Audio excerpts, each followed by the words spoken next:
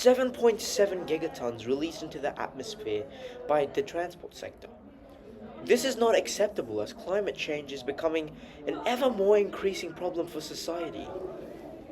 You might ask, how does climate change affect us and why even bother stopping it? Well, first off, climate change will make animals and plants become extinct, and that will affect us because we won't have any food to feed our increasing population. Rising sea levels attributed to climate change also will have devastating effects for the many coastal cities around the world. And many of them sinking, like Jakarta, Indonesia, literally had to move their capital because they're worried it will sink as the ice caps are melting.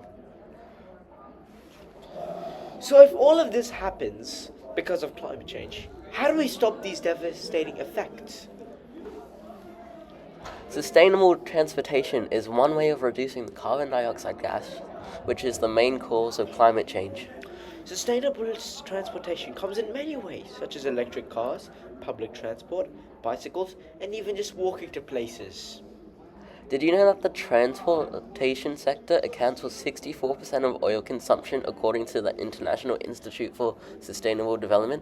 By turning to these sustainable transportation options, we can also use less oil which is extracted, creating more CO2 affecting climate change.